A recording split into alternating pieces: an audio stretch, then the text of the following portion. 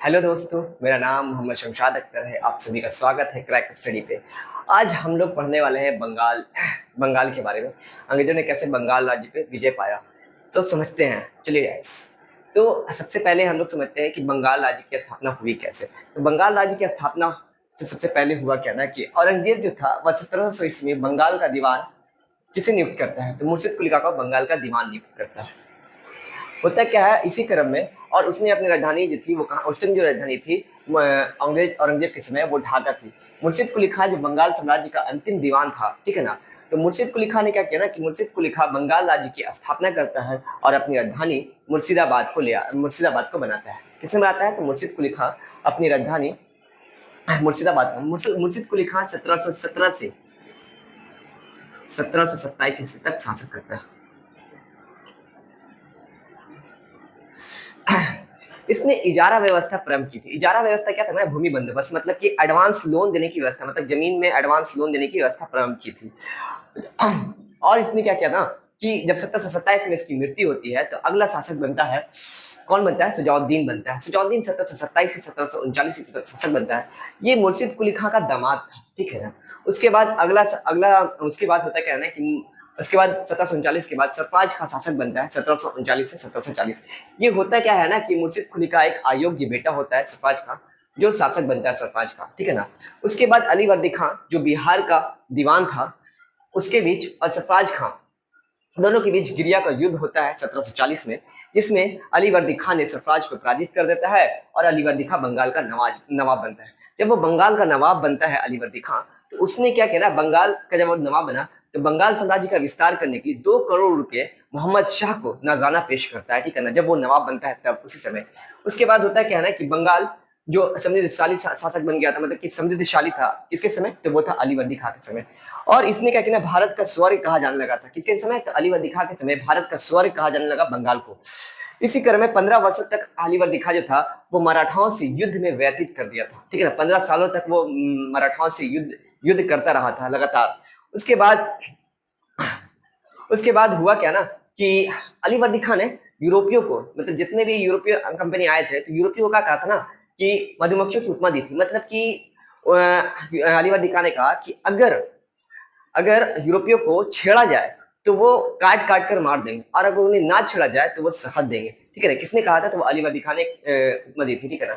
इसी क्रम में जब 1756 में अली वर्दी खां की मृत्यु होती है, तो अली वर्दी खां का कोई योग्य बेटा तो था नहीं। अली वर्दी खां की 3 बेटी थी, ठीक है ना। कौन? अली वर्दी खां की 3 बेटी थी, जिसे घसीटा बेगम जो ढाका के थी, उसके बाद छोटी बेटी का बेटा जो पटना में था साजिदौला बंगाल का नवाब बनता है।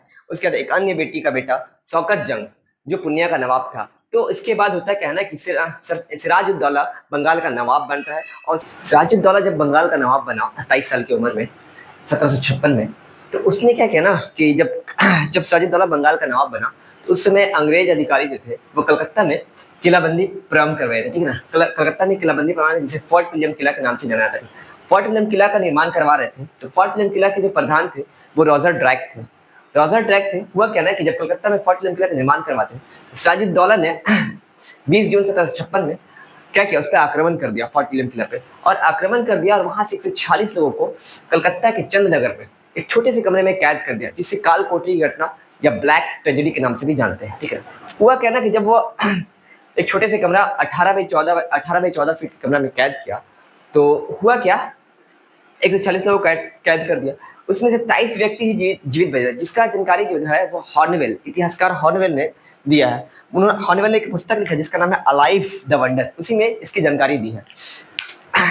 जब वो ऑब्वियस बात ये हुआ।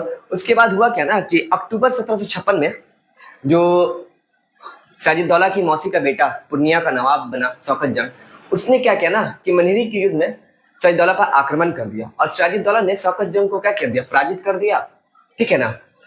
उसके बाद हुआ क्या कि कलकत्ता में जो अंग्रेज जो थे फुल्टा द्वीप पे शरण लिए थे। यहाँ से भागने के बाद जब वो फुल्टा द्वीप पे शरण लिए, तो इसकी जानकारी किसको दिया? तो मद्रास के गवर्नर लॉर्ड क्लाइव को इसकी जानकारी दी। लॉर्ड क्लाइव जो था वो बंगाल आया। लॉर्ड क्लाइव बंगाल आया, बोले अच्छा ऐसी बात है। तो उसने 17 जनवरी 1757 में कलकत्ता पर आक्रमण कर दिया और उसे अपने अंदर मतलब अधिकार कर लिया। उसके बाद हुआ क्या ना कि सिराजुद्दौला और रॉबर्ट क्लाइव के बीच अलीनगर की संधि हुई फरवरी 1757 में, और इसमें कुछ शर्तें रखी, मतलब कि साजिदौला और रॉबर्ट क्लाइव ने शांति का वादा किया, ठीक है ना, शांति बनाए रखने का वादा किया। पर हुआ क्या ना कि रॉबर्ट क्लाइव जो था वो काफी चालाक था। उसने क्या किया ना कि मार्च 1757 में चंद्रनगर पर अधिकार कर लिया, चंद्रनगर पर आक्रमण करके अधिकार कर लिया, और क्या किया, संधि का उल्लंघन कर दिया। और इसी क्रम में जब संधि का उल्लंघन किया, प्लासी का युद्ध 1757 कब हुआ, 23 जून 1757 को हुआ।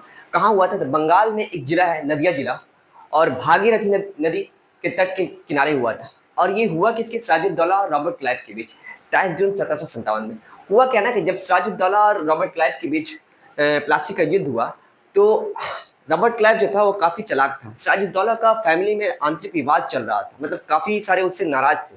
तो रॉबर्ट क्लाइव ने उसी का फायदा उठाया, उसी का फायदा उठा के क्या कहना कि मीर जफर जो सिराजुद्दौला का सेनापति था, और राय-दुर्लभ वहाँ सिराजुद्दौला का दीवान था, जगत सेठ बैंकर था, और अमीन चंद व्यापारी था। उसने क्या कहना कि रॉबर्ट क्लाइव का अंग्रेजों का साथ दिया।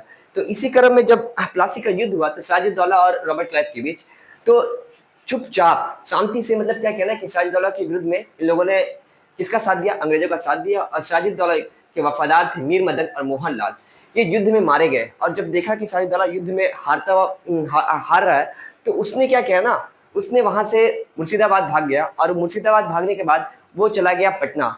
पटना जब गया तो मीर जफर का पुत्र था मिरन, मिरन ने क्या किया ना कि मिरन ने उसकी हत्या करवा दी किसी से, ठीक है ना, किसका, सिराजुद्दौला की हत्या करवा दी। उसके बाद प्लासी के युद्ध के बाद हुआ क्या ना कि रॉबर्ट क्लाइव ने वादा किया था मीर जफर से, उसे सेना क्या बंगाल का नवाब बना, तो मीर जफर को बंगाल का नवाब बना दिया गया।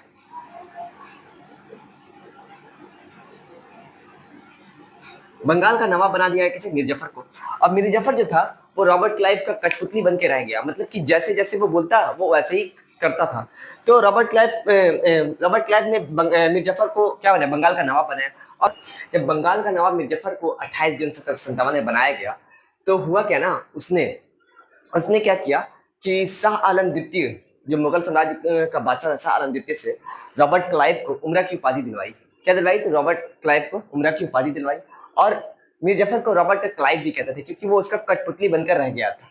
अंग्रेजों को काफी सारा न जाना, जब जब रॉबर्ट क्लाइव ने से मीर जफर को जब नवाब बनाया, तो उसने अंग्रेजों को काफी नजराना भेजा। और हुआ क्या ना कि इसी क्रम में जब मीर जफर को लगने लगा कि काफी सारा धन अंग्रेजों को जा रहा, तो अंग्रेज मीर जफर का जो पुत्र था मिरन, मिरन की मृत्यु हो जाती है। मीर जफर का जो पुत्र था मिरन, उसकी मृत्यु हो जाती है, और उत्तराधिकारी का विवाद हो जाता है। इसी क्रम में होता क्या है ना कि कलकत्ता का एक नया गवर्नर बनता है, कलकत्ता का नया गवर्नर बनता है विंस्टेड। और होता क्या है ना कि मीर जफर का दामाद था मीर कासिम, मीर कासिम जो है दामाद था, क्या करता है कि विंस्टेड के सहयोग से मीर कासिम को बंगाल का नवाब बना दिया था। क्या बना दिया था, मीर कासिम को बंगाल का नवाब बना दिया था, किसके सहयोग से, विंस्टेड के सहयोग से। कलकत्ता का नया गवर्नर बना था। इसी क्रम में जब बंगाल का नवाब बनता है मीर कासिम 1760 से 1763 ईस्वी तक, इसमें क्या कहना कि अंग्रेजों के हस्तक्षेप, मीर कासिम जो था वो अंग्रेजों के हस्तक्षेप से बचने के लिए राजधानी मुर्शिदाबाद से कहाँ लेके चलाया, मुंगेर लेके चलाया, और वहां तोप और कारखाने का निर्माण स्थापित करवाया था, ठीक है ना। उसके बाद हुआ क्या ना कि जब देखा कि मीर कासिम जो था वो काफी इस चीजों को समझ रहा था, उसने देखा कि अंग्रेज जो थे वो दस्तक प्रणाली का कुछ ज्यादा ही दुरुपयोग हो रहा था। तो उसने क्या किया ना कि दस्तक प्रणाली को ही समाप्त कर दिया। मीर कासिम जो था वो दस्तक प्रणाली को समाप्त कर दिया, जिसके कारण अंग्रेजों थे वो काफी खफा हुए, और पुनः मीर कासिम की जगह बंगाल का नवाब मीर जफर को बना दिया। दस्तक प्रणाली है क्या, ऐसे समझते हैं, मुगलों द्वारा जो था शाही फरमान, जिसने फर्रुख शेर ने 1717 में शाही फरमान जारी किया था, अंग्रेजों को दस्त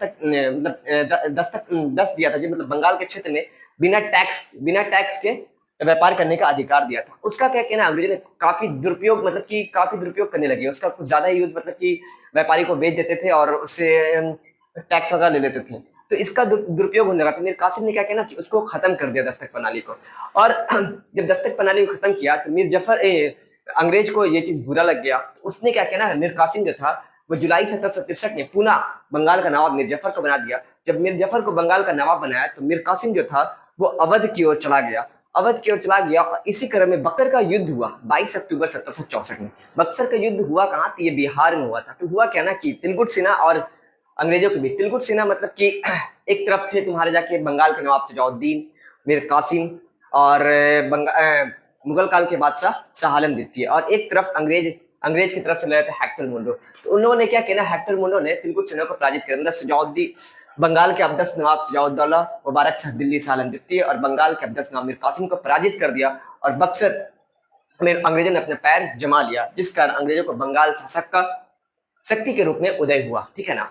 उसके बाद हुआ क्या ना, बक्सर के युद्ध के बाद इलाहाबाद की संधि हुई। इलाहाबाद की संधि अगस्त 1765 में थी। इलाहाबाद की दो संधि हुई। एक संधि जो थी, सजाउद्दीन जो अवध का नवाब था सजाउद्दीन, उसने क्या किया, इलाहाबाद को शाह आलम द्वितीय को सौंप दिया। क्या किया सजाउद्दीन ने, इलाहाबाद को शाह आलम द्वितीय को सौंप दिया, और द्वितीय संधि जो हुई थी वो शाह आलम द्वितीय था, इलाहाबाद को कंपनी के, इलाहाबाद जो था वो कंपनी के संरक्षण में आ गया, और East India Company Bengal, Bihar और उड़ीसा का दीवान अधिकार प्राप्त कर लिया। कब किया था? तो 12 अगस्त 1765 में। जब बक्सर का युद्ध हुआ था ना, तो उसमें बंगाल के नवाब मीर जफर थे। ठीक है। अब हम लोगों ने इलाहाबाद की संधि, अब हम समझते हैं बंगाल में द्वैध शासन। ठीक है ना। बंगाल में द्वैध शासन की जो शुरुआत है रॉबर्ट क्लाइव ने किया था 1765 से 1772 ईस्वी तक। उसके बाद हुआ क्या ना कि द्वैध शासन क्या था ना कि दोहरी सरकार की प्रणाली थी, मतलब कंपनी के नियंत्रण में थी दोहरी सरकार, मतलब कि एक तरफ दीवान और एक तरफ निजामत। दीवान मतलब राजस्व वसूलने, मतलब टैक्स वगैरह, और एक तरफ पुलिस और न्यायिक व्यवस्था, पुलिस और न्यायिक कार्य। निजामत का मतलब था पुलिस और न्यायिक कार्य, और दीवान में रखा गया था राजस्व वसूलने का। तो दीवान में रॉबर्ट क्लाइव ने क्या किया ना कि रॉबर्ट क्लाइव ने दो दीवान नियुक्त किए, एक बंगाल का दीवान, एक बिहार का दीवान। तो बंगाल का दीवान जो था मोहम्मद रजा खां को नियुक्त किया गया, और बिहार का दीवान मोहम्मद राजा सिताब राय को नियुक्त किया गया। और बंगाल का दीवान का जो कार्यालय था वो कहाँ बनाया गया? मुर्शिदाबाद में बनाया गया, और बिहार का दीवान का कार्यालय पटना में बनाया गया। और हुआ क्या ना कि जब बंगाल में द्वैध शासन का जो अंत है वॉरेन हेस्टिंग्स ने 1772 में कर दिया था। कब हो गया? तो बंगाल में द्वैध शासन का अंत वॉरेन हेस्टिंग्स ने 1772 में कर दिया। तो यहीं के साथ बंगाल समाप्त होता है। आप लोग बताएं कैसा लगा ये सेशन, और कमेंट जरूर करें, अगर कोई गलती रहे तो उसे मैं सुधारने की कोशिश करूंगा। Thank you so much.